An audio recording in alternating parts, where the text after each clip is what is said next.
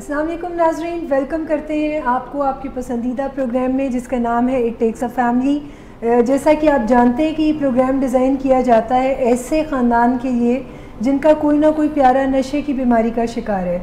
और जैसे जैसे हम ये प्रोग्राम्स करते चले जा रहे हैं इसका दायरा कार बढ़ता चला जा रहा है। और आज का प्रोग्राम हम ऐसे तमाम अफराद के लिए कर रहे हैं, ऐसे ख़ानदानों के लिए कर रहे हैं जिनका कोई ना कोई प्यारा नशे की बीमारी के ख़तरे में है। और इस बीमारी के ख़तरे में कौन है, तो माहिरीन कहते हैं एक सर्वे के मुताबिक देखा जाए तो पाकिस्तान के अगले 5 सालों में कोई ऐसी यूनिवर्सिटी नहीं बचेगी जिसका कोई ना कोई स्टूडेंट नशे की बीमारी का किसी न किसी तौर पर शिकार ना होगा। यानी किसी न किसी नशे को उन्होंने ज़रूर अपनाया हुआ होगा। लेकिन उसके बावजूद कुछ बच्चे ऐसे भी होंगे जो इस बीमारी से उस वक्त भी आपको महफूज नज़र आएंगे, मगर ये बच्चे वो होंगे जिनके माँ बाप ने उनको नशे की बीमारी से बचाने के हिफाजती टीके लगवाए होंगे। और आज का प्रोग्राम इन्हीं टीकों पर हमने डिस्कशन रखी है कि हम आपको ये बता सकें कि ऐसी कौन सी हिफाजती तदाबीर हैं जिनको इस्तेमाल करके आप अपने प्यारों को इस बीमारी से प्रिवेंट कर सकते हैं, महफूज रख सकते हैं। और रोज़ की तरह आज के प्रोग्राम में हमारे साथ माहिर के तौर पर मौजूद हैं मैडम उज़्मा सदाकत। मैडम का ताल्लुक़ न सिर्फ विलिंग वेस्ट से एक डायरेक्टर काउंसलिंग प्रोग्राम की हैसियत से, बल्कि ये पाकिस्तान में पहली फैमिली इंटरवेंशनिस्ट हैं। और इस इंटरवेंशन की ट्रेनिंग उन्होंने अमेरिका से हेज़ल्डन से कंप्लीट की है। और आज मैडम हमारे प्रोग्राम में शामिल हैं और हमें मुफीद गुफ्तगू जो है वो सुनने का मौका मिलेगा। इसके साथ साथ मेरे साथ यहाँ विलिंग वेस्ट के कुछ प्रोफेशनल्स भी मौजूद हैं जो कि प्रोग्राम के दूसरे हाफ में क्यूए सेशन में अपने अपने क्वेश्चन के साथ पार्टिसिपेट भी करेंगे। और ये मौका आपके पास भी है, अगर आप आज के मौजू से रिलेटेड कोई क्वेश्चन पूछना चाहें, स्पेसिफ़िकली इसी मौजू के हवाले से अगर सवाल होगा तो हम अपने प्रोग्राम के क्यूए सेशन में आपके क्वेश्चन को भी शामिल करेंगे। आपके पास ये चांस है कि आप कमेंट्स के ज़रिए अपने सवाल हमें भेज सकते हैं ताकि हम आपके सवालों को एड्रेस कर सकें। अस्सलाम वालेकुम। वालेकुम अस्सलाम जी, कैसी है मैडम? बिल्कुल खैरियत से। अच्छा, आज के प्रोग्राम के मौजू के हवाले से मैं जैसे कि मैंने ब्रीफ़ किया कि हम ऐसे हिफाजती इक़दामात के बारे में ही बात करेंगे कि जिनसे हम बच्चों को बचा सकें। तो मैं सबसे पहले आपसे यही सवाल पूछना चाहती हूँ कि बच्चे रिस्क पे होते क्यों हैं? ख़ास तौर पे देखा गया है कि टीनेजर्स जो हैं उनके मसाइल बहुत ज़्यादा होते हैं और वो एक जिसे कहते हैं कि ज़लज़ले की पट्टी पे उनका बसर हुआ होता है और ज़िंदगी में एक उधम मचा हुआ होता है। ऐसे में ड्रग्स के लिए भी वो रिस्क पे होते हैं। तो क्या क्या उनकी ज़िंदगी में ये रिस्क कितना फैक्टर होता क्यों है, क्या वजूहात है इसकी? अच्छा, इस सवाल का जवाब देने से पहले मैं एक छोटी सी करेक्शन करना चाहूँगी जो आपने इंट्रो में की कि मेरी जो इंटरवेंशन की ट्रेनिंग है वो बेसिकली हेज़ल्डन से नहीं है बल्कि लव फर्स्ट इंस्टीट्यूट से है। जिसमें दो बड़े माहिर लोग जो कि डेब्रा जे और जेफ जे हैं वो इसको हेड करते हैं। और ये दोनों वो लोग हैं जिन्होंने इंटरवेंशन के काम को, जो कि डॉक्टर वर्नन जॉनसन ने स्टार्ट किया था, उनके बाद सबसे बेहतर इन्होंने टेकअप किया। और इनकी बुक्स बहुत ज़्यादा बेस्ट सेलर हैं अमेरिका के अंदर भी और अराउंड द ग्लोब भी। जहाँ तक आपके सवाल का ताल्लुक है कि टीनेजर जो हैं वो नशे के खतरात में क्यों घिरे हुए हैं, तो मेरे ख्याल में ये सिर्फ टीनेजर नहीं बल्कि टीनेजर से पीछे की जो एज है, प्री टीन्स में जो बच्चे हैं वो भी नशे के खतरात में घिरे हैं। और उसकी बुनियादी वजह ये है कि इर्द गिर्द नशा अब पाकिस्तान में ज़्यादा होता जा रहा है। जैसे जैसे वक्त गुजरता जा रहा है तो नशा जो है ये अब बड़े शहरों से छोटे शहरों और फिर देहातों तक पहुँच रहा है, जिसका मतलब है कि उस तमाम बच्चे जो इस सोसाइटी के अंदर पलने वाले हैं उन्हें किसी न किसी तौर पर इन खतरात का सामना करना पड़ेगा। कुछ बच्चे जो हैं वो ज़्यादा वल्नरेबल हैं या हम उन्हें एट रिस्क कह सकते हैं, जबकि मेजॉरिटी जो बच्चे हैं उन्हें ज़रूर ड्रग्स के हवाले से एजुकेशन मिलने की ज़रूरत है। बीमारी क्या चीज़ है, ये कैसे एक हेल्थ रिस्क बन जाता है, ताकि अगर वो ये सारी चीज़ें जानते हैं तो आगे बढ़कर जब उन्हें ये चॉइसेस बनानी हो कि वो नशा करें या ना करें तो वो कुछ बेहतर फैसला करने की तरफ जाएं। बुनियादी तौर पर बच्चों को इसलिए भी एजुकेशन की ज़रूरत है क्योंकि रिसर्चेस ये बताती हैं कि जितने भी लोग आगे चल के ड्रग एडिक्शन में मुब्तला होते हैं ये ज़्यादातर वही बच्चे होते हैं जिन्होंने टीन एज के अंदर ड्रग्स करना शुरू किया टीनेज के अंदर ड्रग्स करना शुरू किया होता है या फिर प्री टीन्स के अंदर ये नशा करना शुरू करते हैं। सो अगर हम अपनी प्री टीन्स को या अपने टीनेजर्स बच्चों को बचा लें तो एडिक्शन में आगे बढ़ने के जो असरात हैं वो कम से कम होने की तरफ जाएंगे। अच्छा, इसमें मैं ये पूछना चाहती हूँ, क्या ये कोई प्रिवेंटेबल डिजीज़ है भी या नहीं, यानी इससे बचाव मुमकिन भी है या नहीं? क्योंकि अभी तो जो हमारे सामने जो केसेस आते हैं उसमें लॉस ऑफ कंट्रोल ही बहुत ज़्यादा देखने में आता है, जिसमें अपना बस ही तो अपने ऊपर नहीं चल रहा होता। तो क्या ये बीमारी बस के अंदर आ भी सकती है या नहीं, यानी प्रिवेंटेबल है या नहीं है? अच्छा, बाकी तमाम बीमारियों की तरह एडिक्शन की बीमारी भी प्रिवेंटेबल है। और अगर मैं अपने क्लिनिकल एक्सपीरियंस की बात करूं तो शुरू में मेरा वास्ता ज़्यादातर ऐसे लोगों से पड़ता था जिनकी एज 30 इयर्स होती थी या 40 इयर्स होती थी या 40 से वो लोग अबव होते थे। लेकिन जैसे जैसे वक्त गुजरता गया, पिछले 5 सालों में मैंने देखा कि 12 साल के बच्चे, 13 साल के बच्चे, 14 साल के बच्चे, 16 साल के बच्चे एडिक्शन के मसाइल के साथ हमारे पास आना शुरू हो गए हैं। और बाज़-औक़ात उनके पेरेंट्स हमसे रब्ता करते हैं। अभी बच्चे स्कूल में पढ़ रहे हैं लेकिन उनके पेरेंट्स रब्ता करते हैं कि कुछ ना कुछ एडिक्शन का मसला जो है वो चलना शुरू हो गया है, सो हमें हेल्प की ज़रूरत है। इसका मतलब है कि अब ये नशा जो है ये सिर्फ बड़े लोगों का मसला नहीं रहा, बल्कि छोटे बच्चों की हद तक भी ये मसला सरायत कर चुका है। सो हमें ज़रूर पेरेंट्स को कुछ ऐसे हिफाजती इक़दाम सीखने की ज़रूरत है।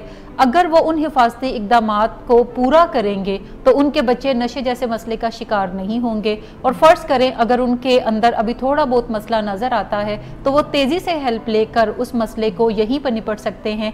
क्योंकि जब भी किसी घर के अंदर कोई एक शख्स नशे की बीमारी में मुब्तला है तो ये सिर्फ उसी शख्स का मसला नहीं है, बल्कि उस घर भर की खुशियां जो हैं वो तबाही की तरफ चल पड़ती हैं और वहाँ पर सुनसान जगह हो जाती है। लोगों के दिल जो हैं वो बेचैन और बेसुकून होना शुरू हो जाते हैं। सो इसलिए ये घर भर की बीमारी कहलाती है। अगर पेरेंट्स जल्दी ही इन तमाम हिफाजती इक़दाम को करेंगे, अपने बच्चों को डील करेंगे थ्रू इन चीज़ों के, तो फिर उनके लिए ज़्यादा आसान है कि वो इस मसले को आने से पहले ही अपने बच्चों को ट्रेन कर दें कि कैसे वो इस तरह के असरात से अपने आप को महफूज रख सकते हैं। बिल्कुल। और मैं यहाँ पर ये बताती चलूँ कि मैं इस ज़रूरत को बहुत ज़्यादा महसूस करती थी कि ये कोई पहले से प्रोएक्टिवली डील करने की बीमारी है, क्योंकि हमारे पास जब केसेस आते हैं तो वो यूज़र, एब्यूज़र और एडिक्ट होने की स्टेजेस को क्रॉस करके आते हैं और उस एडिक्शन में भी वो कई साल स्टे करने के बाद हम तक पहुंचते हैं, जहाँ पे रिजल्ट प्रोड्यूस करना हमारे लिए देखिए एक बड़ी खूबसूरत फ्रेज़ है, अ स्टिच इन टाइम सेव्स 9, कि वक्त पे लगा एक टांका जो है वो आपको बेवक्ते 9 टांकों से बचाता है। बिल्कुल। सो अगर आप कोई भी काम प्रोएक्टिवली करेंगे, वक्त से पहले तैयारी कर लेंगे उसको मैनेज करने की या उससे बचने की, तो फिर इसका मतलब है कि आप एक अच्छी मेंटल हेल्थ और एक अच्छी फिजिकल हेल्थ को एंजॉय कर सकते हैं। अच्छा मैडम, इससे पहले कि मैं डायरेक्ट उस क्वेश्चन पे आऊँ, जो आज के प्रोग्राम का मौजू है वो हिफाजती टीके और वो तदाबीर और वो इक़दाम, मैं आपसे ये पूछना चाहूँगी कि पेरेंट्स को उस डिनाइल से कैसे बाहर निकाला जाए। सोसाइटी में आज हमें बहुत सारे लोग देख रहे हैं और उन सबको एहसास है कि ये नो डाउटेडली ये सोसाइटी का इस वक्त सबसे बड़ा मसला है, बहुत बड़ा प्रॉब्लम है। लेकिन उसके बावजूद हम ये समझते हैं कि ये मुआशरे का प्रॉब्लम है, ये दूसरे लोगों का प्रॉब्लम है, मगर ये मेरा प्रॉब्लम नहीं है, मेरे बच्चों को इसका ख़तरा नहीं है। तो ये जो डिनाइल की स्टेट है, ये जो एक ना मानने की सिचुएशन है, जो कि ऑब्वियसली हमारे ब्रेन का मैकेनिज़्म भी है, इसमें हमारा कोई कसूर नहीं, तो हम इससे कैसे उन पेरेंट्स को बाहर निकाल सकते हैं? अच्छा, इसकी कुछ बुनियादी वजूहात हैं। मुझे लगता है ये डिनाइल से ज़्यादा इन्फॉर्मेशन का ना होना है, यानी इग्नोरेंस मैं इसको ज़्यादा देखूंगी। उन जगहों पे जहाँ पे छोटे शहर हैं तो लोगों का ख्याल है कि ये हमारा मसला नहीं है, या ये एलीट क्लास का प्रॉब्लम है, या ये पुअर लोगों का मसला है, जबकि देखने में नज़र आता है एक के एडिक्शन जो है वो हर सोशो इकोनॉमिक्स क्लास का मसला है। इसमें आपको गरीब से गरीब तर लोग भी नशा करते हुए नज़र आएंगे, इसमें अमीर से अमीर तक लोग भी आपको नशा करते हुए नज़र आएंगे, और उनकी ज़िंदगियों की बर्बादी जो होती है वो तकरीबन सेम ही होती है, उसमें कोई ज़्यादा डिफरेंस नहीं होता। इसमें अनपढ़ लोग भी होते हैं, इसमें बहुत पढ़े लिखे लोग भी होते हैं। सो हमें देखने की ज़रूरत ये है कि एक तो ये प्रॉब्लम पाकिस्तान के अंदर एग्जिस्ट करता है, नंबर 2 एक ये भी मिथ लोगों के जहनों में पाया जाता है कि अगर हम अच्छा सोचेंगे, हम अच्छा बर्ताव दूसरों के साथ करेंगे तो हमारे साथ कुछ बुरा नहीं होगा। सो हमें इस डिनाइल से भी निकलना है कि ज़रूरी नहीं हम अगर बहुत अच्छे हैं तो हमारे साथ कुछ बुरा ना हो, बल्कि एक्सपर्ट्स कहते हैं कि अच्छे लोगों के साथ भी बाजुकात बहुत बुरा सलूक हो जाता है, क्योंकि ये दुनिया जो है ये मेरे सोचने पे या आपके सोचने के मुताबिक नहीं चलती। ये कुदरत का बनाया एक निज़ाम है जिसमें प्रॉब्लम्स जो हैं वो उसके सॉफ्टवेयर में डाल दी गई हैं, और वो टारगेट हमें नहीं कुदरत करती, बल्कि सॉफ्टवेयर में जिस का खाना जिस जगह होता है वो मसला उसके पास पहुंच जाता है। उसको बढ़ के आगे हाथ पकड़ने की ज़रूरत उस मसले का नहीं होती, बल्कि मसले ऑटोमेटिकली आपके पास आ जाते हैं।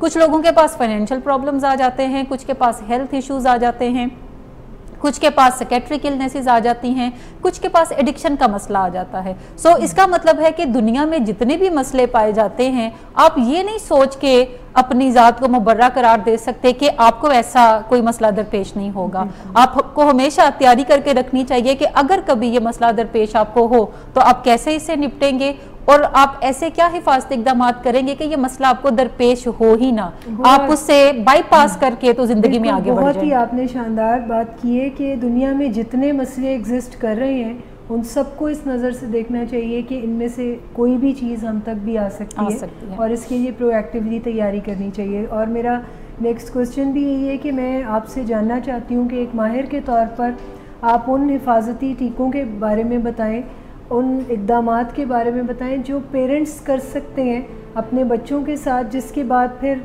नशे की बीमारी एक्टिव नहीं होती अगर वो कहीं मौजूद भी हो एनवायरनमेंट में या बॉडी में प्री डिस्पोजिशन भी मौजूद हो, तो वो डिज़ीज़ ट्रिगर नहीं होती, एक्टिव नहीं होती अगर वो हिफाजती टीके या वो वैक्सीनेशन उनको दे दी जाए। अच्छा, देखने वाले पेरेंट्स को मैं ये कहना चाहूँगी कि हमारा ये प्रोग्राम ख़ास तौर पे 4 साल की उम्र से आगे बढ़कर 18 साल की एज ग्रुप को कवर करता है। सो आपके बच्चे इस एज स्पैन के अंदर अगर आते हैं तो फिर इसका मतलब है आपको इन तमाम चीज़ों को सुनने की और उस पर अमल करने की ज़रूरत है।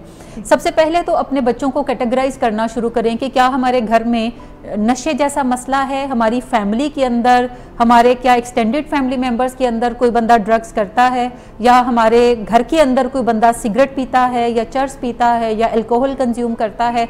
अगर तो वो घर के अंदर करता है तो इसका मतलब है कि आपका घर के अंदर पलने वाले तमाम बच्चे ज़्यादा वल्नरेबल हैं। नंबर 2, ब्रोकन फैमिलीज जहाँ पे होती हैं, जहाँ पे अगर न्यूक्लियर फैमिली सिस्टम है, मियाँ बीवी में झगड़ा होता रहता है और वो झगड़ा जो है वो बच्चे ऑब्जर्व कर रहे होते हैं, या जॉइंट फैमिली सिस्टम है तो वहाँ पे रिश्तेदारों में आपस में जो झगड़े चल रहे होते हैं, ब्रोकन फैमिलीज या स्ट्रेन रिलेशनशिप जहाँ पे भी होंगे, उस घर में पलने वाले बच्चे भी ज़्यादा वल्नरेबल होते हैं या एट रिस्क होते हैं कि वो आगे चल के ड्रग को एक्सपीरियंस करने की तरफ या एक्सपेरिमेंटेशन की तरफ ज़रूर जाएंगे।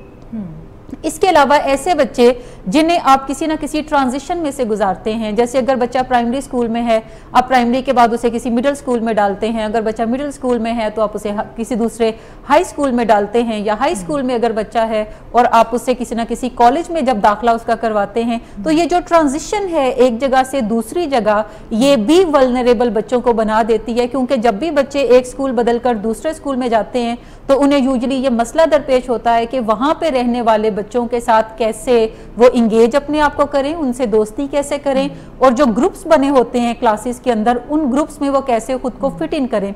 बाज़ औक़ात फिट इन करने के लिए उनके जो पीयर्स हैं वो उन्हें कहते हैं कि आप सिगरेट पिए, अगर हमारे साथ रहना है तो सिगरेट तो पीना पड़ेगा। सो आपके बच्चे उस ग्रुप का हिस्सा बनने के लिए सिगरेट पीना शुरू कर देते हैं, या अगर वो सिगरेट की तरफ तरगीब नहीं देते तो वो बहुत सी ऐसी चीज़ों को प्रमोट करना शुरू करेंगे जो कि आपके बच्चे के लिए अनकंफर्टेबल सी सिचुएशन होगी, जैसे ये खत पकड़ो और फलां को देकर आओ, अगर तुम हमारे साथ रहना चाहते हो या चाहती हो तो ये काम तो तुम्हें करना पड़ेगा। सो इस तरीके से करने की तरफ वो एक्टिविटीज जाते हैं। ऐसी ट्रांजिशन अगर है तो तब भी आपका बच्चा हाई रिस्क पे होता है कि ये किसी ना किसी ड्रग को, चाहे वो सिगरेट है, उसको एक्सपेरिमेंट करने की तरफ जा सकता है, या ऐसी एक्टिविटीज़ जो इसको अनकंफर्टेबल बनाती हैं उसका सामना इसको करना पड़ सकता है, या बुलिंग का सामना इवन करना पड़ सकता है, जिसका मतलब है कि आगे चल के ये तमाम चीज़ें नशे की तरफ राहें जो हैं वो हमवार करने की तरफ जाएंगी। इसके अलावा बच्चों के अंदर हमें कुछ ना कुछ साइकेट्रिक इलनेसेस या मेंटल हेल्थ प्रॉब्लम्स को ज़रूर आइडेंटिफाई करना चाहिए। पहले ये कहा जाता था कि ये जो डिप्रेशन का मसला है, ये जो मूड डिसऑर्डर का मसला है, ये जो एंग्जाइटी होती है या ये जो स्ट्रेस होता है, ये बड़े लोगों के मसले हैं। ये बड़े लोगों को ही दरपेश आते हैं, जबकि साइंस ये कहती है कि ये छोटी एज के अंदर भी बच्चों को इन मसाइल का सामना करना पड़ सकता है। और इवन 6 साल के बच्चे के अंदर भी आप मूड इश्यूज देखेंगे, एक 7 साल के बच्चे 8 साल के अंदर भी आप मूड इश्यूज देखेंगे, जिसमें बच्चा चीखना चलाना बिला वजह शुरू कर देते हैं, वो बड़ों की बात मानने की तरफ नहीं जाते, वो ज़्यादा ज़िद्दी होने का मुजाहरा करना शुरू कर देते हैं, बिला वजह मुंह बनाना, बिला वजह मूडी हो जाना, बिला वजह चुप चुप रहना, लोगों के साथ या दूसरे बच्चों के साथ घुलना मिलना ना, या रिजिड बिहेवियर्स का हामिल होना, ये इंडिकेशन है कि आगे चल के ये बच्चे जो हैं ये मूड के मसाइल का शिकार होंगे, या ये डिप्रेशन साइड पे जा सकते हैं, या ये एंग्जाइटी का शिकार होंगे। और यही वो एज है जहाँ पे बच्चे अपने आप को रिलीफ देने के लिए इन तमाम मसाइल से सिगरेट का सहारा लेते हैं या घर में पड़ी हुई अद्वियात को इस्तेमाल करने की तरफ जाते हैं। अगर बच्चे मेंटल हेल्थ प्रॉब्लम्स के साथ हैं या एक्सट्रीम बिहेवियर्स उनके खराब आपको नजर आते हैं, अगर बच्चे आप एक स्कूल से दूसरे स्कूल में डालने की तरफ जा रहे हैं, या अगर घर के अंदर जो माहौल है वो ज्यादा अच्छा नहीं है, लड़ाई झगड़े हैं, या घर के अंदर कोई बंदा ऐसा मौजूद है जो कि ड्रग्स करता है या किसी तरह का नशा इस्तेमाल करता है, ये एक्सटेंडेड फैमिली मेंबर्स में है, तो ये 4 वो सिचुएशन हैं जो आपके बच्चों को हाई रिस्क कैटेगरी के अंदर खड़ा कर देती हैं। इसका मतलब है कि यहाँ पे एक्टिवली उनसे नशों के मुतालिक, ड्रग एडिक्शन के मुतालिक बातचीत करने की ज़रूरत है, उन्हें सिखाने की ज़रूरत है कि वो कैसे अपनी ज़ात को बचा सकते हैं। दूसरी एक कैटेगरी है जिसमें हम तमाम ही बच्चों को ले सकते हैं, ऐसे बच्चे जिनको इन तमाम मसलों का सामना नहीं है, लेकिन फिर भी कहीं ना कहीं 10% चांसेस ज़रूर हैं कि वो आगे चल के ड्रग्स को शुरू करने की तरफ जा सकते हैं। सो उनको भी एजुकेट करने की ज़रूरत है। तीसरी एक कैटेगरी है ऐसे बच्चों की जो कि बिहेवियरल साइंस दिखाते हैं कि कुछ गड़बड़ है। वो प्री टीन्स के बच्चे भी हो सकते हैं, वो टीन एज में खास तौर पे आपको बच्चे नजर आएंगे जिनके स्टडी में से ग्रेड्स गिरना शुरू हो जाते हैं, जो घर से ज्यादा देर बाहर रहने को तरजीह देते हैं, जो घर वालों की बात मानने की बजाय फ्रेंड्स के साथ ज्यादा एसोसिएट अपने आप को करते हैं, पैसे ज्यादा मांगने की तरफ जाते हैं, जिनके स्कूल से भी कंप्लेंट्स आपको आ रही होती हैं, जिनके बारे में ये भी खबर आती है कि ये स्कूल आजकल नहीं आ रहा जबकि आप घर से तैयार करके उसको स्कूल भेज रहे हैं, जिसके बैग के अंदर से आपको कोई सिगरेट के टुकड़े भी मिल जाते हैं, या जो सिगरेट के बारे में पॉजिटिव बातचीत करता नजर आता है कि इससे तो कुछ भी नहीं होता। आप पूछते हैं कि आप इस्तेमाल करते हैं, वो कहते हैं नहीं मैं तो नहीं करता, लेकिन इससे होता कुछ नहीं है, चचा भी तो देखे पीते हैं, अब्बू भी पीते हैं, या घर में और कोई बड़ा जो है वो इस्तेमाल करता है। सो ये तमाम वो बातचीत है। या बच्चा सुबह उठने में देरी करता है, आप जगाते रहते हैं वो नहीं उठता, रात को सोने में ज्यादा देर तक वो जागना पसंद करता है। सो ये वो बच्चा है जो इस एक्सपेरिमेंटेशन के चक्कर में पड़ चुका है। सो इसका मतलब है कि इस बच्चे के लिए आपको कोई ना कोई प्रोफेशनल हेल्प भी दरकार होगी, या ज्यादा एक्टिवली आपको कुछ मेजर्स जो हैं वो लेने पड़ेंगे। एक तो ये सीधा सीधा 3 कैटेगरीज हैं जिसमें आप अपने बच्चों को देख सकते हैं कि आपके बच्चे किस कैटेगरी में स्टैंड करते हैं। दूसरी एक अहम चीज है कि पेरेंट्स को, चाहे बच्चा किसी भी एज का है, पेरेंट्स को ड्रग एडिक्शन के ऊपर एजुकेट करने की अपने बच्चों को अशद ज़रूरत है। ड्रग एडिक्शन की मैं बात जब करती हूँ तो पेरेंट्स का ख्याल ज़्यादा है कि अच्छा अगर बच्चा 16 साल का जाएगा तो हम उसे बताएंगे सिगरेट पीना अच्छी बात नहीं होती।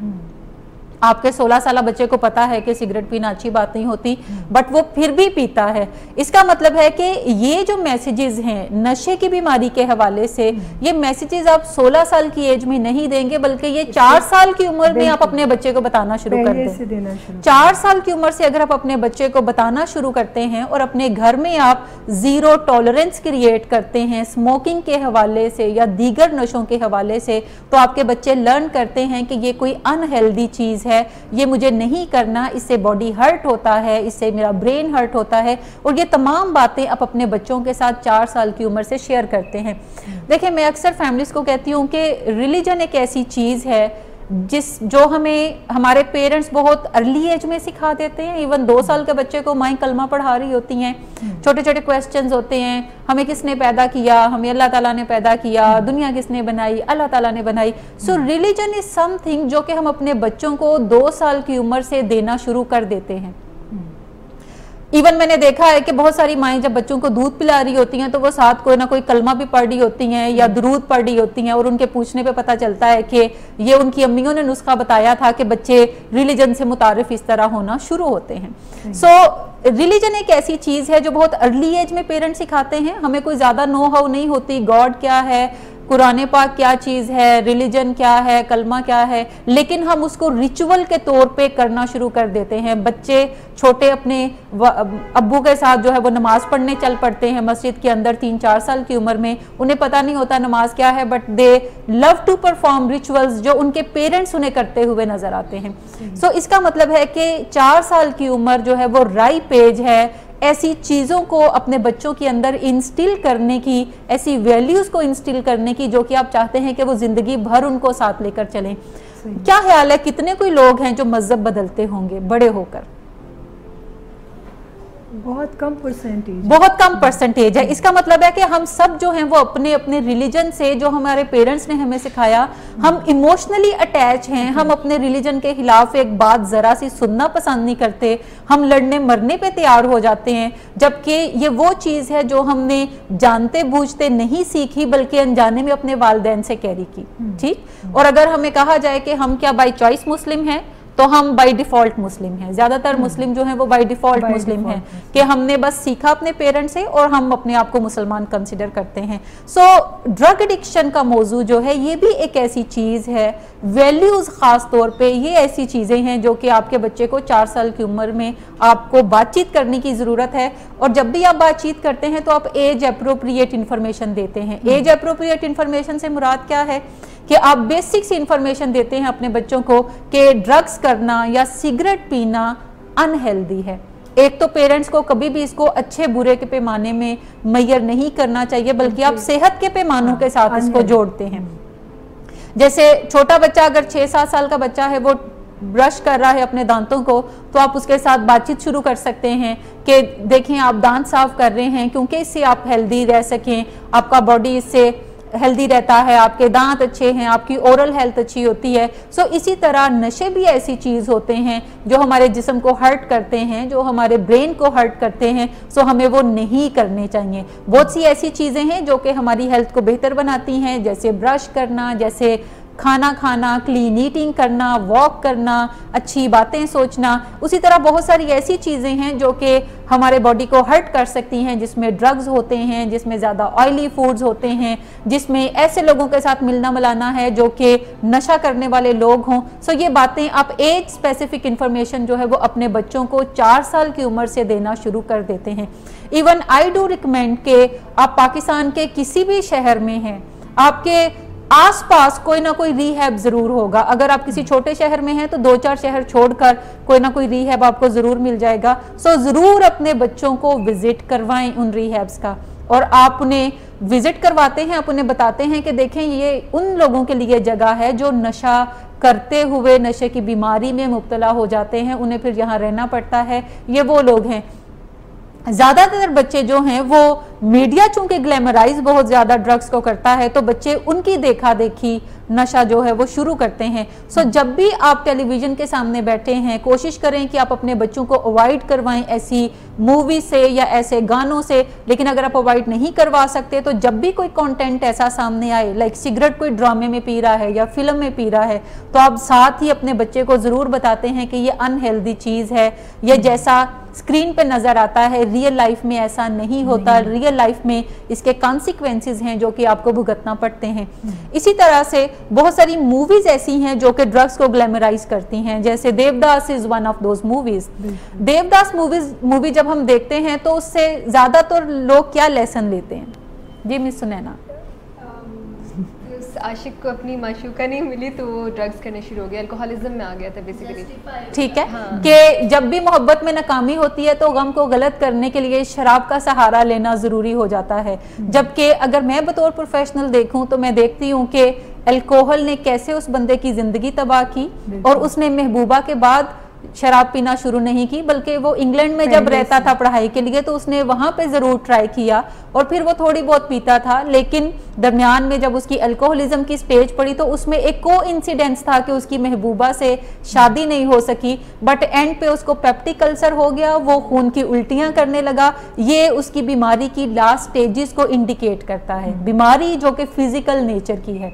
सो इसका मतलब है बहुत सारी ऐसी मूवीज जो कि ड्रग्स को ग्लैमराइज करती हैं, जब भी हम अपने बच्चों के साथ बैठकर वो देखें तो हमें जरूर पॉइंट आउट करना चाहिए कि जैसा स्क्रीन पे नजर आता है रियलिटी वो नहीं होती, रियलिटी में इसके कॉन्सिक्वेंसेस डिफरेंट हैं, और ये जो महबूबा के साथ कोरिलेट कर रहे हैं ये एक्चुअली अल्कोहलिज्म का मसला है जो इस बंदे को दरपेश है। इसकी महबूबा से शादी हो भी जाती तो क्या ख्याल है, तब भी नताइज वही निकलते। अच्छा, ये बड़ी आम सी बात है कि लोगों को इस चीज़ के ऊपर सोचना चाहिए कि जब भी आप टीन एज से उभरते हैं तो ये कुदरत ने भी ऑपोजिट जेंडर में एक कशिश रखी हुई है, तो तकरीबन दुनिया का हर इंसान टीनेज में अपने अपने ऐसे लव के क्रश को खोता है, और ये जो ब्रेकअप्स हैं ये हर किसी की ज़िंदगी में होते हैं और बार बार होते हैं, मगर सारी दुनिया जो है वो ड्रग्स का सहारा नहीं लेती ना। अच्छा, फिल्मों में जो दिखाया जाता है वो बेचने के लिए दिखाया जाता है, वो कोई गाइडिंग प्रिंसिपल्स नहीं है हमारे लिए। इसी तरह आप जितने भी शोरा को देखेंगे उन्होंने भी नशों की काफी तरफदारी की हुई है, शायरी भी जितनी होती है वो बेचने के लिए होती है, वो कोई गाइडिंग प्रिंसिपल्स हमें नहीं देते। गाइडिंग प्रिंसिपल्स कहीं और पड़े हैं, जो मेंटोर्स आपको बताते हैं, जो पर्सनल डेवलपमेंट के गुरुज आपको बताते हैं, ये वो स्टैंडर्ड्स हैं जो कि आपको बताते हैं कि जिंदगी कैसे बेहतर बनाई जा सकती है। आप शायरी की कुतब पढ़ते हैं, बहुत अच्छी बात है, आप सिर्फ शायरी को एंजॉय करें, उसे अपने लिए कोई गाइडिंग प्रिंसिपल तस्वर ना करें। इसी तरह बहुत सारे फिल्मों के गाने हैं, बहुत सारी कवालियां ऐसी हैं जो कि मैं देखती हूँ बहुत फैंसी इवेंट्स के अंदर भी कि यंगस्टर जो हैं वो झूम रहे होते हैं और उन्हें कुछ पता नहीं होता ये क्या कहा जा रहा है, ये किस पेराए में कहा जा रहा है, और वो मैं शराबी पे वो यूं झूम रहे होते हैं। आई डोंट नो वो ड्रग्स करते हैं या नहीं करते, लेकिन उनका झूमना बताता है कि उन्हें बड़ा मजा आ रहा है, फैंटेसाइज बहुत करते हैं वो ड्रग्स। ये सारी वो चीजें हैं जिस पे पेरेंट्स को जरूर जब भी नजरों से गुजरें बच्चों को जरूर एजुकेट करना चाहिए कि real side of the world क्या है, हकीकत क्या है, जिससे हमें हर रोज नबरदाजमा होना पड़ता है। सो फैंटेसीज में ना जाएं, रियल साइड की बात करें। एक चीज़ और पेरेंट्स को अंडरस्टैंड करने की ज़रूरत है, ज़्यादातर पेरेंट्स का ख्याल ये है कि जब बच्चे थोड़े बड़े होने शुरू हो जाते हैं तो उनका इन्फ्लुएंस नहीं रहता, वो पेरेंट्स की बात सुनना ख़त्म कर देते हैं, पेरेंट्स की बात को मानते नहीं हैं। हमेशा याद रखें कि दुनिया में पेरेंट्स का इन्फ्लुएंस सबसे ज़्यादा अपने बच्चों के ऊपर होता है। एक और बड़ा मिथ हमारे यहाँ पाया जाता है कि स्कूल्स में ये सिखाना चाहिए, स्कूल्स में वो सिखाना चाहिए। हमेशा याद रखें स्कूल्स का काम कुछ ख़ास एजुकेशनल सब्जेक्ट्स के ऊपर आपके बच्चों को इम्प्रूव करना है, कुछ बेसिक डिसिप्लिन सिखाना है, मैनर सिखाना है, लेकिन ज़िंदगी की वैल्यूज़ जो हैं वो हमेशा बच्चे घर में सीखते हैं। जो वैल्यूज को रीइंफोर्स करना है वो हमेशा पेरेंट्स करते हैं, और ये पेरेंट्स की ही बुनियादी जिम्मेदारी है कि वो अपने बच्चों को की डायरेक्शन जो है वो सेट करें कि आगे चल के वो जिंदगी के अंदर क्या करते हुए नजर आएंगे। वैल्यूज जो हैं वो सेट करें, अपने बच्चों के अंदर वो वैल्यूज को इनकलकेट करें और फिर उन वैल्यूज को रीइंफोर्स करते रहें। और पेरेंट्स ये काम बड़ा अच्छा कर सकते हैं, सिर्फ उन्हें अपना नॉलेज जो है वो ज्यादा बढ़ाने की जरूरत है। यहाँ पर मेरी समझ में जो चीज़ आ रही है कि पेरेंट्स ने जो हिफाजती टीके लगाने अपने बच्चों को, उसका जो पहला स्टेप है वो यही है कि माँ बाप इस बारे में जितनी ज़्यादा साइंसी मालूमात खुद हासिल कर सकें वो हासिल करें, ताकि वो अब एज अप्रोप्रिएटली अपने बच्चों से मुनासिब अंदाज में बातचीत करने के काबिल हो जाएं और वो इन्फॉर्मेशन उनको ट्रांसफर और अपने बच्चों से बात करें, उन्हें एजुकेट करना ज़रूरी है। आप उन्हें एक ये भी मुझे नज़र आता है कि 90% पेरेंट्स हमारे यहाँ पे जब भी कोई बच्चा पुबर्टी की स्टेज में जाता है, चाहे वो बच्ची है या बच्चा है, उनके पेरेंट्स उन्हें बिल्कुल नहीं बताते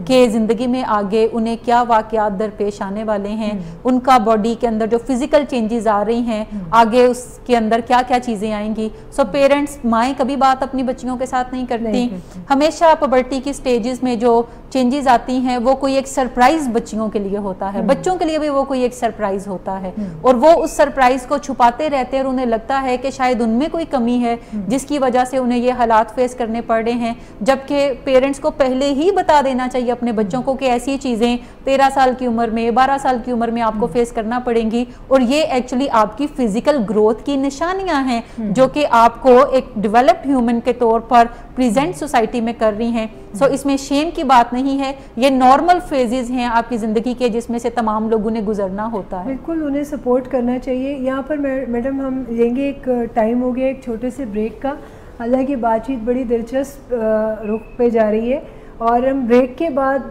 क्वेश्चंस भी लेंगे और नाजरीन अगर आप कोई क्वेश्चन पूछना चाहें तो कमेंट्स के ज़रिए हमें सवाल भेजें, हम अपने क्यूए सेशन में उसको शामिल करेंगे। तो मिलते हैं एक छोटे से ब्रेक के बाद। हमारे कुछ स्टाइल बने होते हैं फैमिली में या किसी प्यारे से, हमारा जो साबका इंटरेक्शन होता है, जो साबका लेन देन होता है या साबका जो हमारे रवैये होते हैं एक दूसरे के साथ, वो राह में बहुत बड़ी रुकावट पैदा करते हैं और हम आदतें जो एक दफ़ा अपना चुके होते हैं तो उनको अगर हम खाली विल पावर के ज़ोर पे बदलना चाहें तो फिर ज़्यादा देर तक विल पावर का सिक्का नहीं चलता और हमें कोताही अपनी समझ में आने लगती है, मसला हल नहीं होता और हम थक जाते हैं, परेशान होते हैं, हिट बॉटम होते हैं। तो फिर हम वाकई बदलने के लिए तैयार होते हैं कि जो आर्ट और साइंस के रास्ते हैं, क्योंकि इसमें आप कुछ ना कुछ आर्ट का मुजाहरा भी करते हैं, अच्छे मुज़ाकरात का मुजाहरा भी करते हैं और साइंटिफिक अप्रोच को भी लेते हैं और उसको लेके जब आप एक रोड मैप बनाते हैं और फिर कदम ब कदम उस रोड मैप पे आगे बढ़ते हैं तो फिर खुशहाली और कामयाबी आपके कदम चूमती है। सबसे पहले हमें किसी न किसी तरीके से अपने आप को एक ऐसी ज़हनी सतह पे रखना है, जज्बाती कैफियत कुछ ऐसी रखनी है कि जो किसी भी तरफ शिद्दत की तरफ ना जा रही हो, यानी एक दरमियानी न्यूट्रल लेकिन थोड़ी सी मुस्बत और पुरुमीद ज़हनी कैफियत से हम मामलात को ज़्यादा अच्छा डील कर सकते हैं, हम ज़्यादा अच्छा तज्ज़िया कर सकते हैं। और कभी कभी ये जो डिस्करेजमेंट बीच में आ जाती है तो हमें इस पर भी काबू पाना होता है। जब ऐसे लगे कि बहुत मुश्किलात हो रही हैं तो फिर छोटे गोल सेट करने चाहिए। जब हमें कामयाबियाँ मिल रही हों तो फिर ज़रा बड़े गोल सेट करने चाहिए। तो कभी एक कदम पीछे आना पड़े तो कोई बात नहीं, आप 2 कदम आगे और 1 कदम पीछे और 2 कदम पीछे और 3 कदम आगे अगर करते रहे तो कामयाबी आपको ज़रूर मिले। चोकिंग यूँ होती है कि जब हम ज़रा थक जाते हैं तो थोड़ा हम सांस ले लेते हैं और फिर हम दोबारा अपनी मंजिल की तरफ चलना शुरू कर देते हैं। जैसे आप पहाड़ की चोटी सर कर रहे हो और आपको कुछ देर बाद लगे कि आपका सांस फूल गया है तो आप थोड़ी देर बैठ जाते हैं किसी जगह और उसके बाद फिर जब आपका सांस दुरुस्त हो जाए तो आप फिर चोटी की सिमत चलना शुरू कर देते हैं। लेकिन टैंकिंग इसके बरक्स है कि आप अंधाधुंध किसी मंजिल की तरफ चलना शुरू कर देते हैं। आप पहाड़ की चोटी पे तरफ चल रहे हैं, आपका सांस फूल गया और फिर साथ आपके ज़हन में ख्याल आया कि ये मैं क्या कर रहा हूँ, बिला वजह मैं ये काम कर रहा हूँ, ये तो कोई ख़ास अहमियत का हामिल नहीं है। तो जब आपकी जो असल मंजिल है या आपका जो गोल है वो आपको कम अहमियत का हामिल नज़र आने लगे तो आप समझें कि आप टैंकिंग कर रहे हैं। चोकिंग वो चीज़ है जो हमारी ज़िंदगी में हमेशा कारआमद होती है, लेकिन टैंकिंग हमें डुबो देती है। अंदाज़ा करें कि जो इस तरह भी आगे बढ़ते हैं कि अपने क्लास फेलोज़ को और दूसरे लोगों को समझाने बैठते हैं तो बाज़ औक़ात वो उनको कायल करने की बजाय वो ख़ुद कायल हो जाते हैं और कोई ना कोई दिन उनकी ज़िंदगी में ऐसा आता है कि जब उन्हें कोई कोफ्त होती है या कोई उनको कोई मिज़री होती है या उनको कोई परेशानी होती है या कोई ज़िंदगी के बुरे दिनों में से कोई दिन आ जाते हैं तो ऐसे मौके पे वो गलत फहमी में हाँ कर बैठते हैं नशे के बारे में, सिगरेट के बारे में, चरस के बारे में, ये सोचते हुए कि बस मैंने कौन सा ये करना है, मैं तो लोगों को समझाता हूँ इसलिए मैं तो टेम्परेरी करूँगा। हमारे वेलकम बैक नाजरीन। ब्रेक पे जाने से पहले हम बात कर रहे थे कि माँ बाप को ऐसे कौन से इक़दाम करने की ज़रूरत है जिनके बाइस उनका बच्चा नशे की बीमारी का शिकार हो ही ना पाए। इसमें मैडम ने बड़ी शानदार बात, एक टिप आप लोगों के लिए ये दिया था कि माँ बाप को चाहिए कि पहले वो साइंसी मालूमात से ख़ुद आशना हो, ख़ुद इस चीज़ के बारे में जाने, एडिक्शन के डिज़ीज़ कॉन्सेप्ट के ऊपर साइंसी मालूमात हासिल करें और फिर वो मालूमात अपने बच्चों के साथ शेयर करें, उनके साथ कम्युनिकेट करें, और ये कम्युनिकेशन एज अप्रोप्रिएट होना चाहिए, उनकी उम्र के लिहाज से मालूमात उन तक पहुंचाई जाए। मैडम, और इसमें हम क्या कर सकते हैं अपने अच्छा, दूसरी अहम चीज़ है कि पेरेंट्स एक अच्छी एग्जाम्पल सेट करें। मैंने देखा है कि बहुत सारे फादर खुद स्मोकिंग करते हैं लेकिन वो अपने बच्चों को बताते हैं कि आप मत करें। हमेशा याद रखें, बच्चे मॉडलिंग के थ्रू सीखते हैं। वो चीज़ें नहीं सीखते जो आप उन्हें बताते हैं, वो चीज़ें सीखते हैं जो आप उन्हें प्रैक्टिकल लाइफ के अंदर करते हुए नज़र आते हैं। अगर फादर सिगरेट पी रहे हैं तो चांसेस हैं कि उनके बच्चे भी आगे चल के ये काम ज़रूर करेंगे, अब चाहे उन्हें जितना मर्जी मना करते रहें। सो एक अच्छी एग्जाम्पल सेट करें कि अगर आप चाहते हैं आपके बच्चे सिगरेट या ड्रग्स की तरफ ना जाएं तो ख़ुद भी आपको स्मोकिंग जो है वो क्विट करनी पड़ेगी, चाहे आप खुद करें चाहे प्रोफेशनल हेल्प लेनी पड़े, लेकिन अपने बच्चों को एक अच्छा स्टार्ट देने के लिए, एक अच्छी लाइफ देने के लिए आपको ये फैसले करने पड़ेंगे। सेकेंडली, पेरेंट्स को चाहिए कि वो बच्चों के सामने डिफ़िकल्ट सिचुएशंस को अच्छे तरीके से निपटाना सीखें। यानी अगर कोई पेरेंट जो है वो डिफ़िकल्ट सिचुएशन को ड्रग से मैनेज करने की कोशिश करता है तो वो अपने बच्चों को सिखा रहा है कि कल को तुम्हें भी जब कोई लाइफ के अंदर मुश्किल पेश आएगी तो आप भी नशे का सहारा ले सकते हैं, और नशा करना जो है ये थोड़ा बहुत ठीक ही होता है। तीसरी एक अहम चीज़ है कि हमारे घरों के अंदर बाज़-औक़ात मेडिसिन होती हैं, डिस्प्रिन की रखी होती है, नींद की अद्वियात में देखती हूँ ख़वातीन घर के अंदर उन्होंने ख़रीद कर रखी होती हैं, और अक्सर व बेशतर जब नींद नहीं आती तो वो नींद की दवाई खाती हैं और फिर सो लेती हैं, और बच्चों को वो ये सिखा रहे होते हैं पेरेंट्स के देखें ये जो ओवर द काउंटर मेडिकेशन है ये डॉक्टर की प्रिस्क्रिप्शन के बगैर भी इस्तेमाल करनी चाहिए। हमेशा याद रखें, बच्चों को मैसेज कन्वे करें, खुद भी घर के अंदर मेडिसिन को ना रखें। जब भी मेडिसिन की ज़रूरत हो तो उन्हें बताएं कि दवाई जो है ये कोई डॉक्टर अगर दे तो तब इस्तेमाल करनी चाहिए, अम्मी दें तो तब इस्तेमाल करनी चाहिए, अब्बू दें तो तब इस्तेमाल करनी चाहिए। ये खुद से लेकर इस्तेमाल करने वाली चीज़ नहीं है। अच्छा, माओं को मैंने देखा है वो खुद भी किसी डॉक्टर का नुस्खा एक मरतबा बच्चे को यूज़ कराती हैं और नेक्स्ट टाइम उसी तरह की प्रॉब्लम के लिए वो खुद से यूज़ करवा रही होती हैं। तो बच्चों को ये भी तो एक मैसेज जाता है इनडायरेक्टली कि अगर मदर ये काम कर सकती हैं तो हम फिर थोड़ी सी प्रैक्टिस के बाद हम खुद भी ये काम हमें सोचना ये है कि सिर्फ इलिसिट ड्रग्स ही यानी चर्स, शराब या हेरोइन ही हमारे बच्चों के लिए मसला नहीं है, बल्कि ओपियाइड्स की जो एडिक्शन है वो सबसे ज़्यादा बड़ा मसला है। और हमारे घरों के अंदर बहुत सारी ख़वातीन जो है वो नींद की अद्वियात की ना सिर्फ आदी होती हैं बल्कि उनकी एडिक्शन में भी मुब्तला होती हैं, लेकिन ज़्यादातर लोग जो हैं वो ट्रीटमेंट साइड पे नहीं लाते बिकॉज वो ख़वातीन हैं। सो अगर हम अपने बच्चों के सामने ओवर द काउंटर मेडिकेशन को इस्तेमाल करते हुए नज़र आते हैं तो हम अपने बच्चों को बेसिकली सिखा रहे हैं कि कोई भी दवाई ज़रूरतन आपको खुद इस्तेमाल कर लेनी चाहिए, और यही चीज़ जब वो थोड़ा बड़ा होकर करेंगे तो यकीनी तौर पे एडिक्शन के मसाइल उनकी ज़िंदगी में आएंगे। अच्छा, इसके अलावा घर के अंदर हमें ज़ीरो टॉलरेंस का रूल भी सेट करना होगा। ज़ीरो टॉलरेंस से मुराद है कि आप घर में सिगरेट नहीं पीते, ना ही आप घर में आने वाले अपने गेस्ट को सिगरेट पीने में फैसिलिटेट करते हैं। एस्ट्रे रख के देते हैं, जब भी घर में कोई आपके आता है तो आप उसे रिक्वेस्ट करते हैं अच्छे लफ्ज़ों में कि आप अगर स्मोकिंग करते हैं तो यूजुअली लोग आपसे एस्ट्रे मांगते हैं। जब भी कोई एस्ट्रे मांगे तो उन्हें कहें कि हमारे घर में एक रूल हमने ये तय किया हुआ है कि हम घर में स्मोकिंग को अलाउड नहीं करते, हम खुद भी नहीं पीते। आपको बुरा तो लगेगा लेकिन बराए मेहरबानी अगर आप गली में जाकर पी लें सिगरेट तो इससे हमें आसानी होगी, क्योंकि हम अपने बच्चों के लिए घर में एक एग्जाम्पल प्रेजेंट करते हैं। सो ज़ीरो टॉलरेंस का रूल अगर है आपके घर में तो जल्दी ही आपके रिश्तेदारों को पता चल जाता है कि वो आपके घर में सिगरेट नहीं पी सकते क्योंकि आप फैसिलिटेट नहीं करते, तो वो फिर आपको बार बार पूछते नहीं है, वो खुद ही जब भी स्मोकिंग करनी होती है वो बाहर गली में जाकर करने लगते हैं। लेकिन ये चीज़ आपके बच्चों के लिए एक अच्छा मैसेज है। जब भी आपके बच्चे देखते हैं कि उनके पेरेंट्स ड्रग्स को या सिगरेट को डिसअप्रूव करते हैं तो ज़्यादातर बच्चे जो हैं वो इसलिए ड्रग या सिगरेट का इस्तेमाल नहीं पीते सिर्फ ये सोच करके उनके पेरेंट्स को अच्छा नहीं लगता, सो वो भी इन चीज़ों की तरफ नहीं बढ़ते। सो ज़ीरो टॉलरेंस का रूल भी हमें ज़रूर सेट करना है।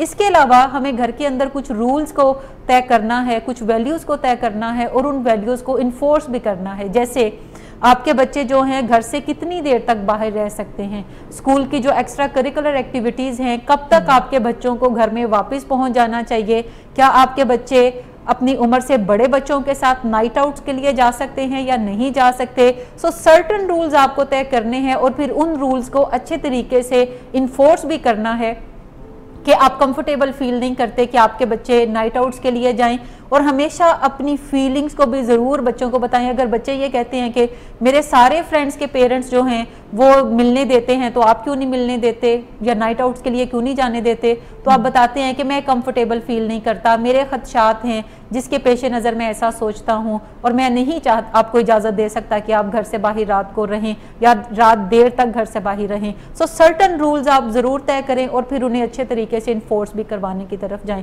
सो अगर ये तमाम चीज़ें पेरेंट्स करते हैं, और ड्रग्स के ऊपर जो बातचीत है उसको कोई एक इवेंट ना बनाएं कि आपने जिंदगी में एक ही दफा बात करनी है। It should be like dialogue, जिसको आप अक्सर और बेशतर इनिशिएट कर लें। आप सुबह स्कूल छोड़ने जाते हैं बच्चों को तो सिगरेट के मौजू पे बात कर लें, आप बच्चों के साथ बाहर सैर करने जाते हैं तो ड्रग्स के मौजू पे बात कर लें। सो ये आपके घर में कोई ऐसी चीज होनी चाहिए जो अक्सर और बेशतर आप अपने बच्चों के साथ जरूर शेयर करने की तरफ जाएं। जब भी आपके बच्चे आपसे कोई बात करना चाहें तो जरूर उनकी बात को तवज्जो से सुने, अच्छा एप्रोप्रिएट आंसर उन्हें दें, और बच्चों को यह मैसेज कन्वे होना चाहिए कि जब भी कोई चीज़ उन्हें अनकंफर्टेबल बनाए, वो चाहे बाहर से लोग उन्हें सिगरेट का मशवरा दे रहे हैं, लोग उन्हें कुछ ऐसी चीज़ें करने को कह रहे हैं जो वो करना पसंद नहीं करते, लोग उन्हें बुली कर रहे हैं, कोई भी चीज़ हो वो आपके साथ आकर क्लियरली ऑनेस्टी के साथ आपके साथ बातचीत कर सकें। कभी भी बच्चों को शन ना करें, बच्चों को धमकाएं नहीं, धमकियां ना दें।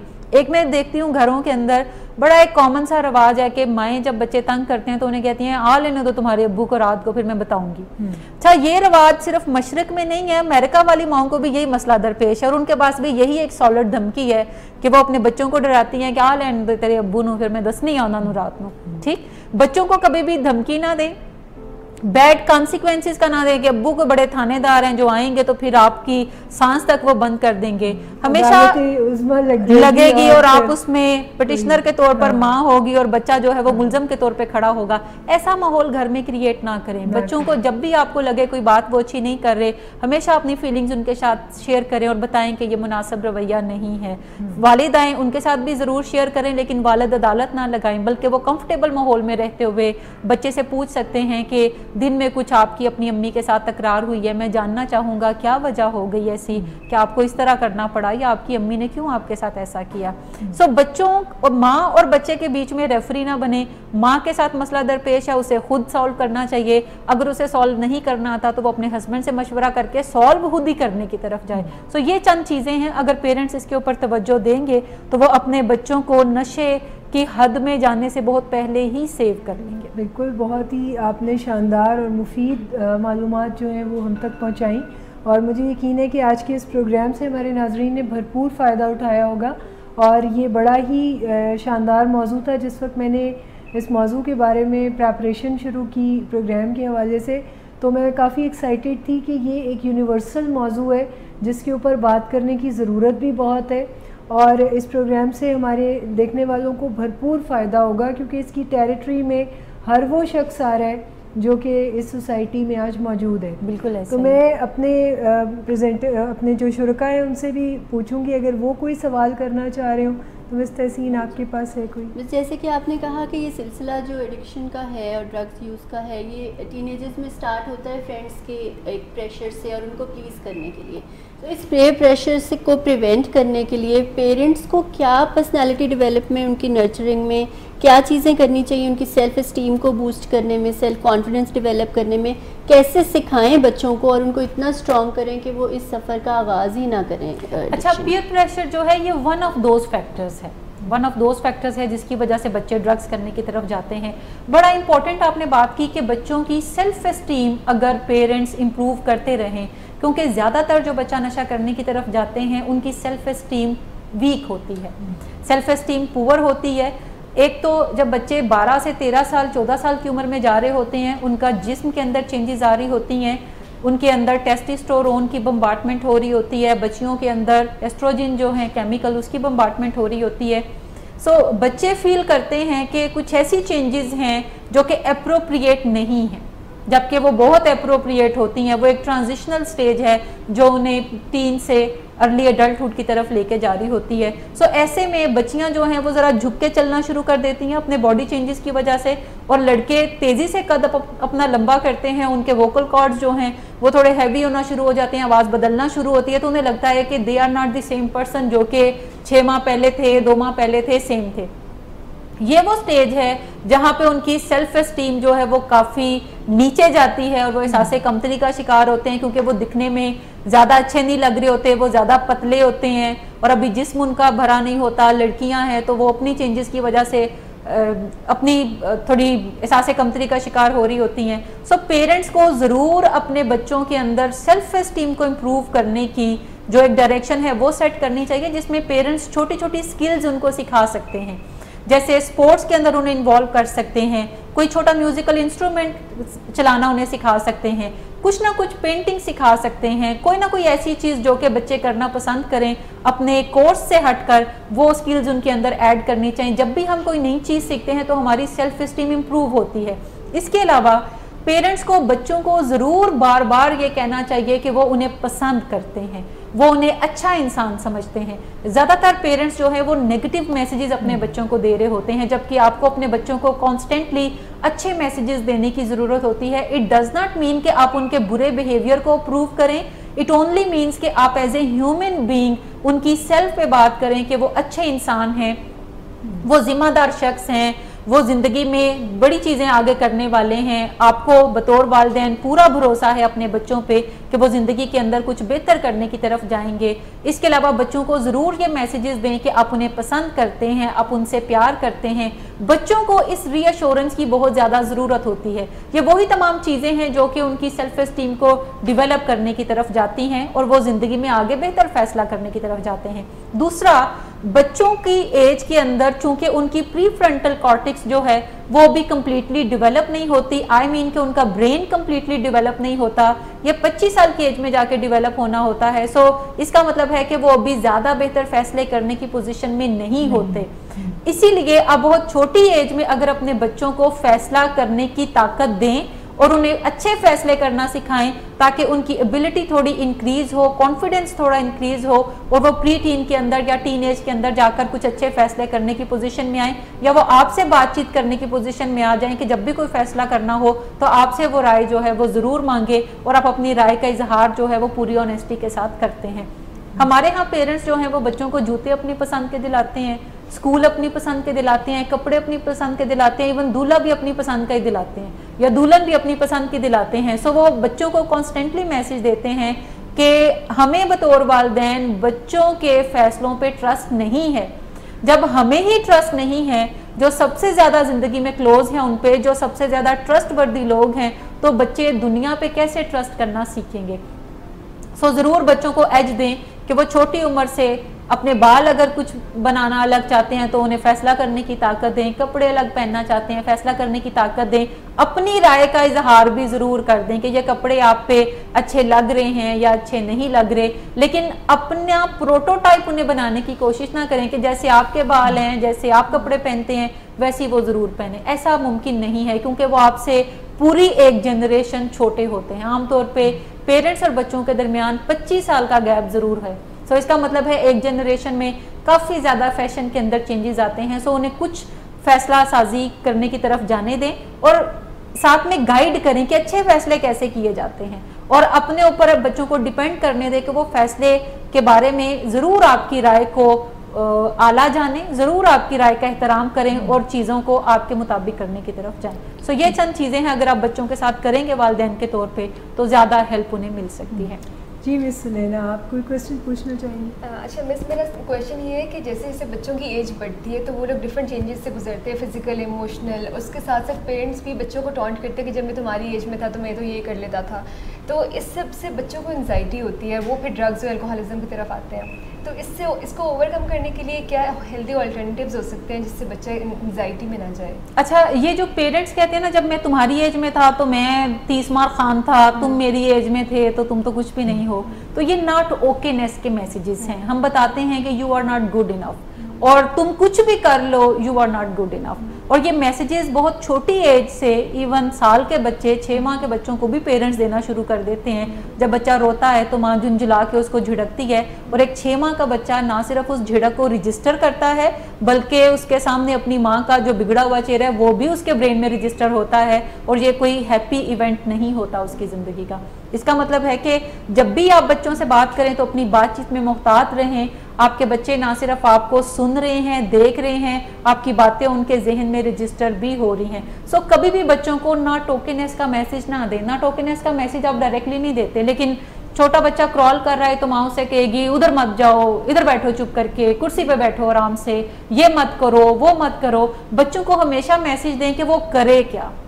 आप वालिदैन हैं, आपका काम गाइड करना है, so tell them what he needs to do. उन्हें नहीं पता ज़िंदगी में वो एक्सप्लोर कर रहे हैं, वो गलतियां करके सीखेंगे, वो क्रॉल करके वर्ल्ड को एक्सप्लोर करने की कोशिश कर रहे हैं, वो कुछ चीज़ों को टक पटक करके जांच रहे हैं कि ये क्या चीज़ें हैं क्या नहीं है। तो अपने बच्चों को गाइड करें, बताएं कि वो क्रॉल कर सकता है। थोड़ा बहुत अगर नुकसान बच्चे को नहीं पहुंचता, विजिलेंट रहें। अगर बच्चे को किसी चीज़ में नुकसान नहीं है, वो खिलौनों को इधर उधर करना चाहता है, उसे करने दें। आप मैसेज देते हैं कि you are good enough, you are good enough, और ये मैसेजेस जो हैं ये काफ़ी इंपॉर्टेंट हैं। दूसरा, अपने बच्चों को शुरू से ही कुछ हेल्दी चीज़ों की तरफ, हेल्दी एक्टिविटीज़ की तरफ डालें। जैसे वॉक है, 4-5 साल के बच्चे के सामने अगर आप वॉक करते हैं, साथ उसको ले जाते हैं, तो वो समझता है कि वॉक भी ज़िंदगी के अंदर एक अहम चीज़ है। और एक 4 साल की एज में अगर कोई बच्चा वॉक की अहमियत को अंडरस्टैंड करता है और वो आपके साथ दौड़ना शुरू करता है और यूँ प्ले करता है कि एज इफ वो भी वॉक कर रहा है या आपके साथ जॉग कर रहा है,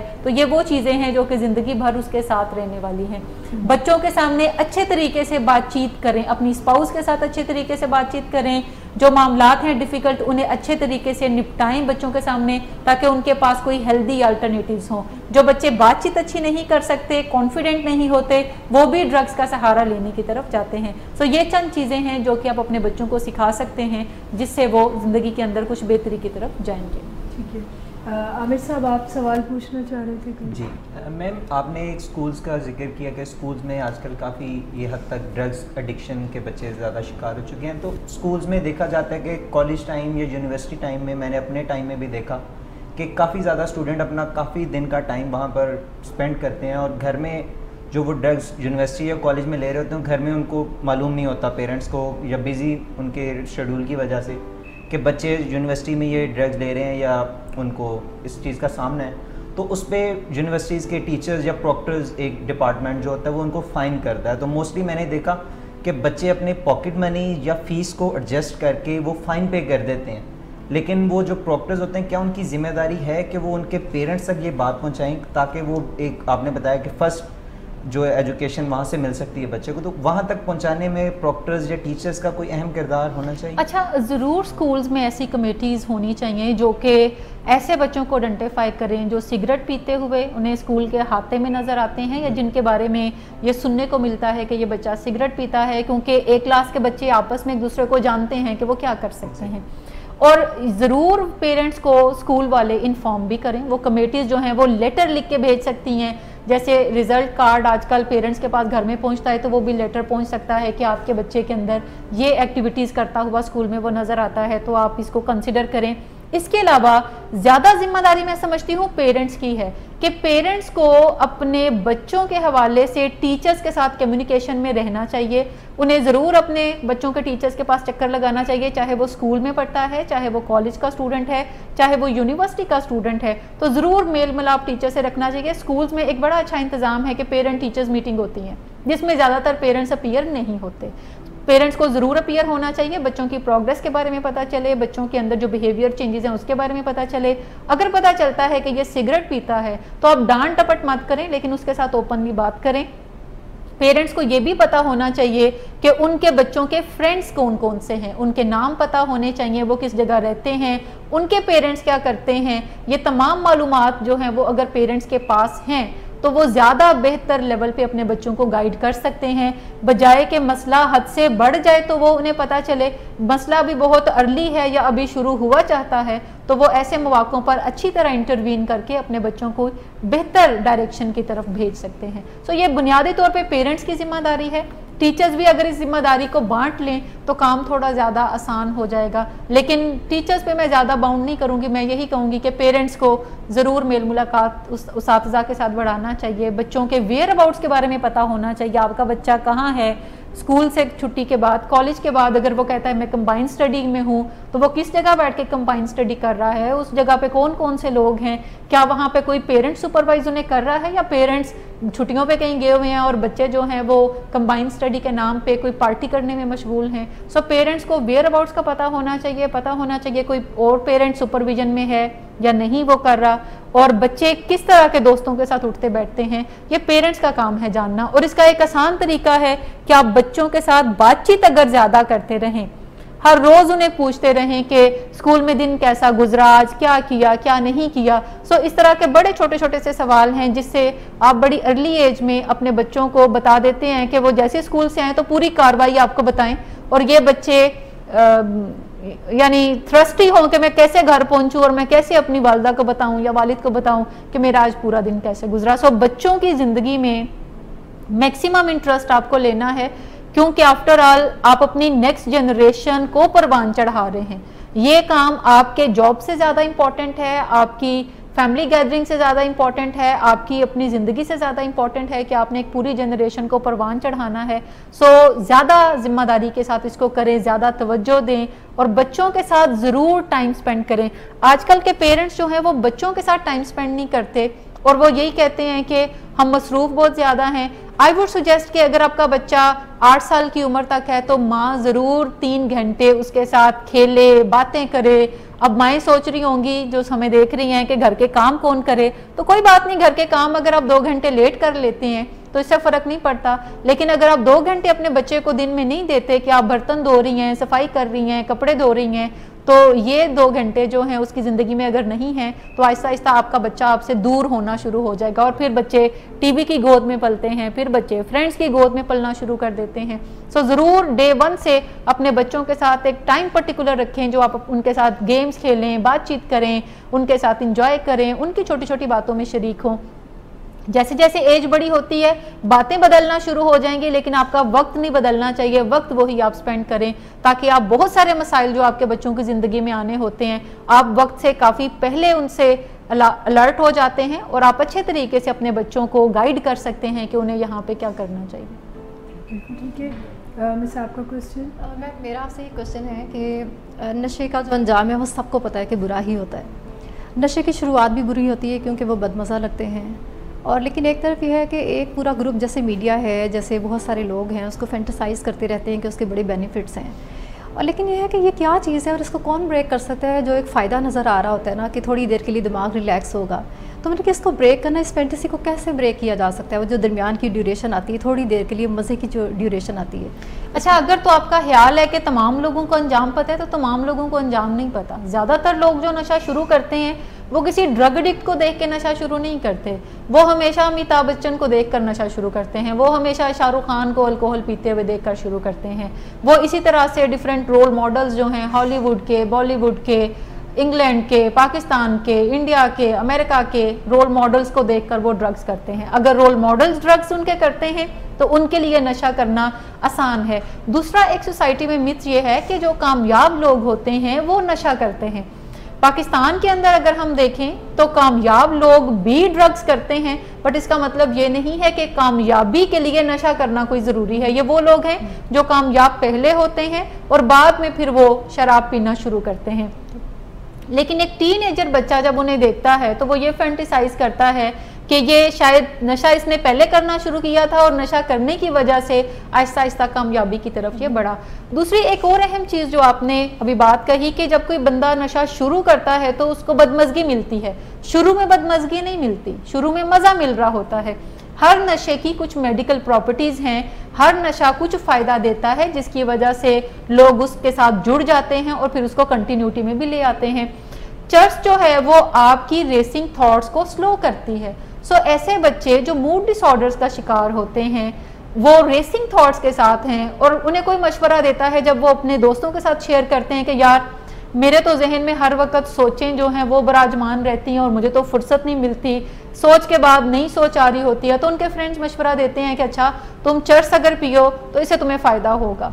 वो एक दफ़ा ट्राई करता है, उसकी सोचें थोड़ी स्लो डाउन होती हैं, तो वो समझता है कि हाँ ये बेस्ट मेडिसिन है मेरे लिए, then he would start continuing with that. इसी तरह अगर किसी लड़के के अंदर कॉन्फिडेंस नहीं है, बातचीत करने में उसको दुश्वारी होती है, सोशलाइज करने में दुश्वारी होती है, तो उसके फ्रेंड्स मशवरा देते हैं कि तुम अगर थोड़ी शराब पियो तो तुम्हारे ये मसले हल हो जाएंगे। वो थोड़ी शराब पीता है, उसके मसले जब हल उसे नजर आते हैं वक्ती तौर पे, तो वो समझता है कि this is the right way to do it. समझने की ज़रूरत ये है कि नशे जो हैं वो एक शॉर्ट टर्म क्विक फिक्स हैं। हमारे जो भी मसाइल हैं बिहेवियरल, नफ्सियाती या समाजी जो भी मसाइल हैं ये उसका क्विक फिक्स हैं, लेकिन लॉन्ग टर्म में नशे की कोई भी अमाउंट या कोई भी नशा जो है ये करना सेफ नहीं है। और लेटेस्ट रिसर्चेस ये बताती हैं कि आप ज़िंदगी में अगर एक दफ़ा भी चर्स पीते हैं या स्मोकिंग करते हैं तो ये आपके ब्रेन को ऑल्टर करती है। ये ना सिर्फ आपके ब्रेन को ऑल्टर करती है, ये आपके वाइटल ऑर्गन्स जो हैं, जिस्मानी अज़ा जो हैं, ये उन्हें भी डैमेज करने की तरफ जाती है। सो इसका मतलब है कोई भी नशा, कोई भी अमाउंट सेफ नहीं है ह्यूमन बॉडी के लिए, लेकिन हम इसे क्विक फिक्स के तौर पर लेते हैं। हमें वॉक करना मुश्किल लगता है, हमें किताब पढ़ना मुश्किल लगता है, हमें नशा करके फौरी हल निकालना थोड़ा आसान लगता है। सो हमें यह भी सोचना है कि ये जो क्विक फिक्सेस हैं ये दूरअंदेश लोगों का शेवा नहीं है। दूरअंदेश लोग जो हैं वो वक्ती फ़ायदे को नहीं देखते, वो हमेशा आखिर में जाके कॉन्सिक्वेंसेस क्या निकलेंगे, अगर वो फ़ायदेमंद हैं तो वो उस रवैये को अडॉप्ट करेंगे। सो अगर हम ज़िंदगी में बेहतरी चाहते हैं, कामयाबियाँ समेटना चाहते हैं, सो हमें दूरअंदेश बनना पड़ेगा। टीनएजर्स दूरअंदेश थोड़े कम होते हैं, वो वक्ती अट्रैक्शंस के अंदर जाते हैं। सो यहाँ पे पेरेंट्स अहम रोल प्ले कर सकते हैं, जो बच्चों को शुरू में ही सिखाना शुरू करें कि देखो हर रवैया जो है उसका कुछ अंजाम है, कुछ कॉन्सिक्वेंसेस हैं। हमेशा किसी भी रवैये को अपनाएं, किसी भी एक नई चीज़ को अपनाएं तो पहले उसके अंजाम को जहन में मद्देनज़र रखें, और अगर अंजाम अच्छा है तो आप ज़रूर करें, लेकिन अगर अंजाम अच्छा नहीं है तो फिर उसको करने से परहेज़ करें। ये वो रवैये हैं जो कि शुरू में सिखाने पड़ते हैं। यही वो चीज़ें हैं जो कि एज अप्रोप्रिएट रिस्पॉन्सिबिलिटीज़ की तरफ बच्चों को लेकर जाती हैं। यानी आज के दौर में पढ़ाई के लिए अगर हम समझते हैं कि बच्चों को फारिग रखना चाहिए, तो पढ़ाई इज़ नॉट समथिंग जो कि 24 आवर उन्हें करने की ज़रूरत है। पढ़ाई वो दिन में 8 घंटे करते हैं, 10 घंटे करते हैं, बाकी टाइम में ज़रूर कुछ ना कुछ रिस्पॉन्सिबिलिटीज़ उन्हें घर की देनी चाहिए। अपना कमरा बनाने की रिस्पॉन्सिबिलिटी, अपने कपड़ों को अरेंज करने की रिस्पॉन्सिबिलिटीज़, खाने में कुछ हेल्प करने की रिस्पॉन्सिबिलिटीज़, या छोटे बहन भाइयों को पढ़ाने की जिम्मेदारी।